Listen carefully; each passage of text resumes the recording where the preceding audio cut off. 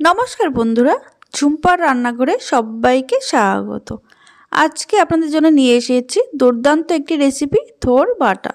যারা এই থোর বাটা খাননি এখনও, অবশ্যই একবার হলো বাড়িতে ট্রাই করে খেয়ে দেখুন। গরম ভাতে জাস্ট অপূর্ব লাগে খেতে।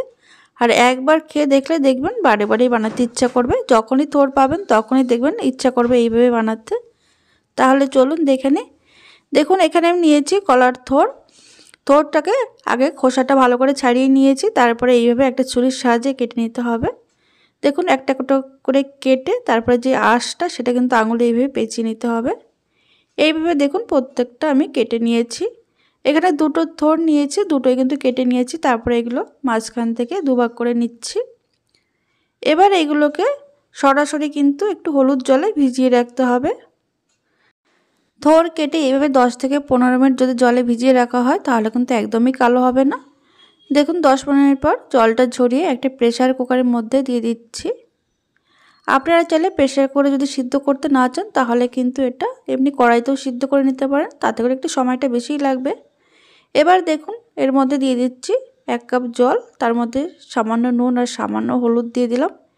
এবার এই ঢাকনাটা আটকে আমি 3টে সিটি দিয়ে নেব। এবার এই থোরের জন্য একটা স্পেশাল মশলা তৈরি করে নিচ্ছি। দেখুন, একটা মিক্সিং জারের মধ্যে দিয়ে দিচ্ছি 1 চা চামচ কালো সর্ষে, 1 চা চামচ হলুদ সর্ষে।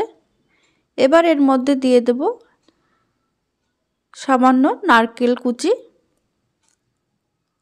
দিয়ে দেব এর মধ্যে 3টে কাঁচা লঙ্কা।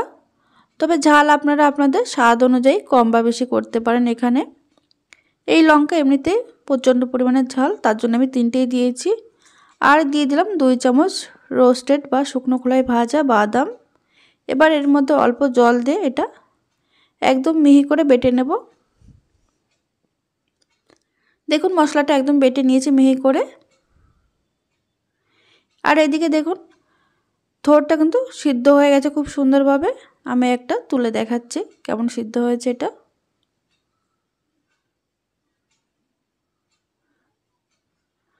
এবার এটাকে পুরোপুরি ঠান্ডা করে নিতে হবে। দেখুন জলটা ঝরিয়ে ঠান্ডা করে নিয়েছি। তারপরে যে মিক্সিং জারের মধ্যে আমি সর্ষে নারকেল বেটে নিয়েছিলাম তার মধ্যে আমি এই সিদ্ধ করে রাখা থোরটাও দিয়ে দিচ্ছি। তবে থোরটা কিন্তু পুরোপুরি ঠান্ডা করে নেবেন। থোরটা কিন্তু যদি সামান্য জল লাগে তাহলে সামান্য জল দিয়ে কিন্তু এটা বেটে নেবেন। দেখুন সমস্ত থোর বেটে নেওয়া হয়ে গেছে। এবার গ্যাসে একটা ফ্রাই প্যান বসিয়েছি। এটা যদি ননস্টিকের ফ্রাই প্যানে যদি করা হয় তাহলে কিন্তু এটা কিন্তু লেগে যাওয়ার কোনো ভয় থাকে না। আপনারা চাইলে এমনি কড়াইতেও করতে পারেন। দেখুন ফ্রাই প্যানে 2 চামচ সরষের তেল দিয়ে তার মধ্যে দিয়ে দিয়েছি 1/2 টিস্পুন কালো জিরে আর একটা শুকনো লঙ্কা ফোড়ন। ফোড়নটা মিডিয়াম আছে 10 থেকে 15 সেকেন্ড একটু নাড়াচাড়া করে নেওয়ার পর এবার এর মধ্যে দিয়ে দিচ্ছি চিংড়ি মাছ বাটা। এখানে আমি ছোটো সাইজের চিংড়ি 6 থেকে 7টা নিয়েছিলাম, সেটা একটু শিলে বেটে নিয়েছি। তবে একদম মিহি বাটা করিনি, একটু দানা দানা মতন আছে। এই চিংড়ি বাটাটা দিলে কিন্তু টেস্ট দ্বিগুণ বেড়ে যায়। আপনারা যদি পুরোপুরি নিরামিষ করতে চান তাহলে চিংড়ি মাছটা অ্যাভয়েড করতে পারেন। আর চিংড়ি মাছটা দিয়ে কিন্তু খুব একটা বেশি নাড়াচাড়া করার জন্য হালকা নাড়াচাড়া করে নেওয়ার পর এই যে থোর বাটাটা সেটা কিন্তু তেলের পর দিয়ে দিতে হবে। এবার গ্যাসের ফ্লেম মিডিয়ামে রেখে এটা কিন্তু নাড়াচাড়া করব কন্টিনিউ।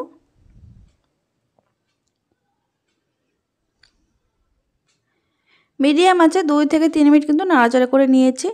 এরকম যদি কোনো ছড়ানো পাত্রে যদি এটা তৈরি করা হয় তাহলে দেখবেন খুব একটা বেশি সময় লাগবে না, কম সময়ের মধ্যে কিন্তু রান্নাটা হয়ে যাবে। দেখুন 3 থেকে 4 মিনিট এটা নাড়াচাড়া করে নেওয়ার পর যখন একটু পরিমাণে কমে আসবে তখন এর মধ্যে সর্ষের নারকেল বাটাটা দিয়ে দিচ্ছি আমি। সর্ষে নারকেল আর বাদাম যেটা একসঙ্গে বেটে রেখেছিলাম সেটা দিয়ে দিলাম। দিয়ে এবার ভালো করে মিশিয়ে নেব থোর বাটার সঙ্গে।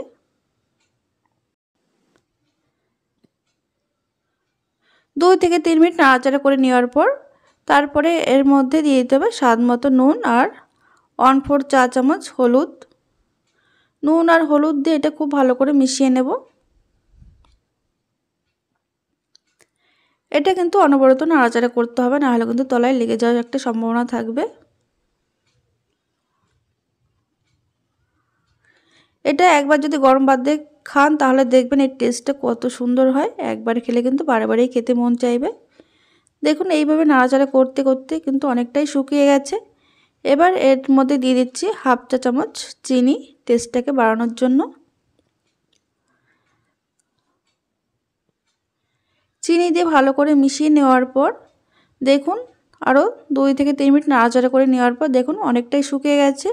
আর এটা কিন্তু ফ্রাই প্যান থেকে এমনি ছেড়ে দিয়েছে, মানে উঠে আসছে, একদম রেডি হয়ে গেছে কিন্তু এটা দেখুন একটা প্লেটে নামিয়ে নিয়েছি। এবার উপর থেকে 1 চামচ কাঁচা সর্ষের তেল দিয়ে গরম গরম ভাতের সঙ্গে খেয়ে দেখুন, অপূর্ব লাগবে খেতে। তাহলে বন্ধুরা ভিডিওটি ভালো লাগলে লাইক কমেন্ট শেয়ার করতে ভুলবেন না, আর চ্যানেলটিকে সাবস্ক্রাইব করে পাশে থাকবেন।